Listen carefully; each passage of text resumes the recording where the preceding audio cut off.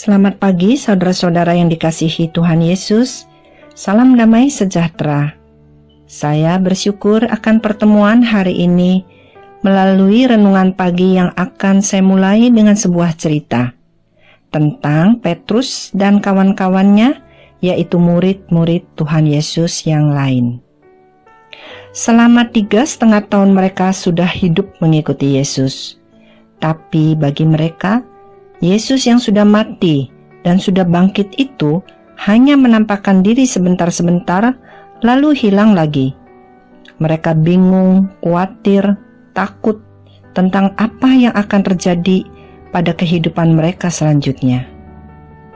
Singkat cerita, Petrus suatu hari memutuskan untuk kembali menangkap ikan. Tertulis di Yohanes 21 ayat 3, kata Simon Petrus kepada mereka, "Aku pergi menangkap ikan." Kata mereka kepadanya, "Kami pergi juga dengan engkau." Mereka berangkat lalu naik ke perahu. Tetapi malam itu mereka tidak menangkap apa-apa. Saudara, Petrus adalah seorang nelayan. Dia mempunyai keahlian dan pengalaman sebagai nelayan. Tetapi malam itu tercatat dia tidak menangkap apapun. Danau Tiberias tidak ada ikan, sepertinya keadaan normal. Tetapi kok tidak ada ikan di dalam danau? Berarti keadaan tidak normal. Saudara, keadaan kita setelah COVID-19 ini kelihatannya normal, tapi belum sepenuhnya normal. Persis seperti keadaan Petrus dan kawan-kawannya pada waktu menangkap ikan tadi. Betapa banyak kehidupan rakyat jelata di seluruh dunia yang terkena PHK saat ini. Kehilangan bisnis, kehilangan orang yang dikasihi, kehilangan mata pencaharian. New normal memacu kekhawatiran akan virus yang tetap tampak menguasai kesehatan manusia di bumi. Hidup terancam kelaparan. Para pakar memperkirakan resesi ekonomi akan terjadi. Letih lesu beban berat, seperti keadaan Petrus dan kawan-kawannya malam itu. Berlayar ke tepi pantai dengan tangan hampa, tidak menangkap seekor ikan pun.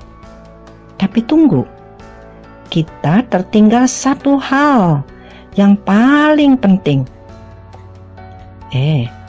Di manakah Yesus saat-saat itu?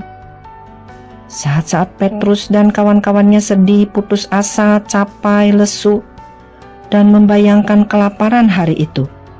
Di manakah Yesus di tengah problem yang sedang saudara-saudara alami saat ini? Terutama segala kesulitan, kesukaran, dan kesedihan hidup saudara. Adakah Yesus hadir? Adakah Dia memperhatikan kebutuhan saudara?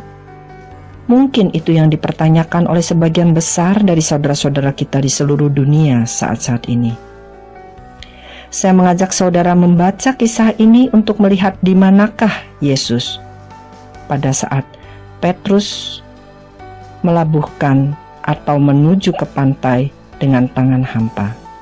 Ayat selanjutnya dari Yohanes 21 ayat 4. Ketika hari mulai siang, Yesus berdiri di pantai. Akan tetapi murid-murid itu tidak tahu bahwa itu adalah Yesus. Ayat kelimanya kata Yesus kepada mereka, "Hai anak-anak, adakah kamu mempunyai lauk pauk?" Jawab mereka, "Tidak ada." Ayat ke-6, maka kata Yesus kepada mereka, "Tebarkanlah jalamu di sebelah kanan perahu, maka akan kamu peroleh." Lalu mereka menebarkannya dan mereka tidak dapat menariknya lagi karena banyaknya ikan. Saudara, Tuhan Yesus tidak pernah terlambat. Pertolongannya tiba pada waktunya. Perahu yang sudah hampir ke tepi pantai, posisi yang lebih jelek untuk menangkap ikan dibandingkan di tengah danau. Tapi saudara-saudara, Dia, Yesus, menggiring ikan agar masuk ke dalam jala yang ditebarkan. Dan dengan cara yang sama, Dia akan menggiring pekerjaan, bisnis, dan kebutuhan kebahagiaan saudara-saudara ke dalam jala saudara. Karena saudara-saudara adalah anak-anaknya yang dikasihinya. Percayalah, Dia hadir untuk menolong. Dia hadir untuk memenuhi kebutuhan kita. Segala kebutuhan, bukan saja makanan dan pakaian, tetapi hidup kita, yaitu termasuk kesehatan dan kebahagiaan kita. Saudara, sekarang pertanyaannya, bagaimana kalau Petrus dan kawan-kawannya tidak percaya dan tidak menebarkan jala ke kanan sesuai instruksi Yesus? Dugaan umum adalah Yesus akan marah, Tuhan akan marah karena ketidaktaatan. Tuhan akan menjatuhi hukuman yang setimpal karena ketidaksetiaan.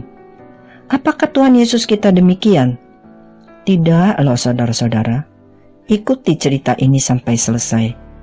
Yohanes 29 ayat 9 mencatat, ketika mereka tiba di darat, mereka melihat api arang dan di atasnya ikan dan roti. Dan ayat 12a, kata Yesus kepada mereka, marilah dan sarapanlah. Ternyata makanan siap saji, roti dan ikan sudah matang untuk mereka sarapan. Dia, Yesus, tidak menanti apakah murid-muridnya taat atau tidak kepadanya. Dia tidak mengajukan syarat bagi berkat yang Dia berikan. Dia sudah menyiapkan makanan bagi mereka. Dia memberikan dirinya bagi saudara dan saya, karena Dia sangat mengasihi saudara dan saya. Haleluya. Jangan pernah putus asa. Mari yang berbeban berat dan letih lesu, datanglah kepada Yesus. Dia selalu menyediakan dirinya untuk memenuhi semua kebutuhan kita. Haleluya. Amin.